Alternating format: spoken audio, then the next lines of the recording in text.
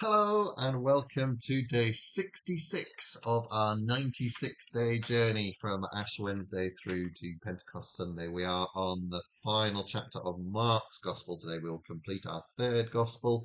Only Matthew to go. Yesterday was tragedy. Jesus was put on trial, was crucified, and was buried after dying on the cross.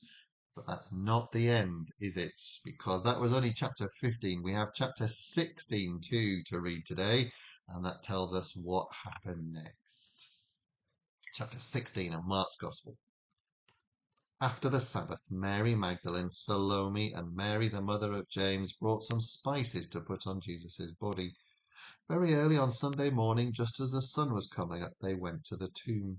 On their way, they were asking one another, who will roll the stone away from the entrance for us? But when they looked, they saw that the stone had already been rolled away, and it was a huge stone.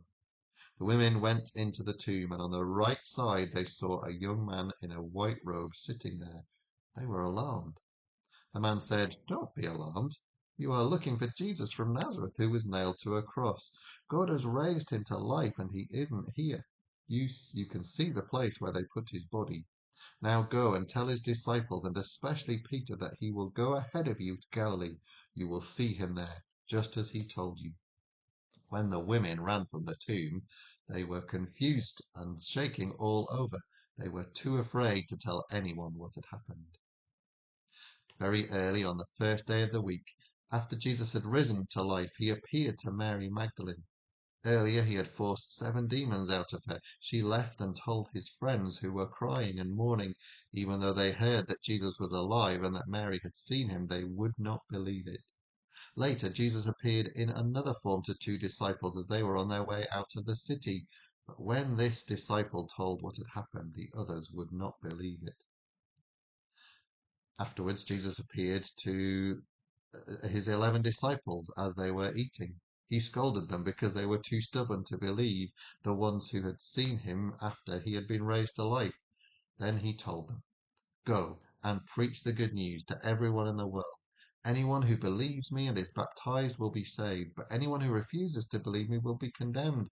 Everyone who believes me will be able to do wonderful things. By using my name, they will force out demons and they will speak new languages. They will handle snakes and will drink poison and not be hurt. They will also heal sick people by placing their hands on them." After the Lord Jesus had said these things to the disciples, he was taken back up to heaven, where he sat down at the right hand of God. Then the disciples left and preached everywhere. The Lord was with them, and the miracles they worked proved that their message was true. It is always really great to read the Easter story and to celebrate again in this Easter season the rising of Jesus from the dead. Just love the way that the women are going to the tomb and they're asking themselves that question: how are we going to roll the stone away? I mean, how on earth did they expect to do that? And yet it was the one question that they never needed to know the answer to. Many, many more questions would have come into their heads in the next few minutes. But my goodness, that was the last thing they actually needed to worry about, even though it was the first thing on their minds.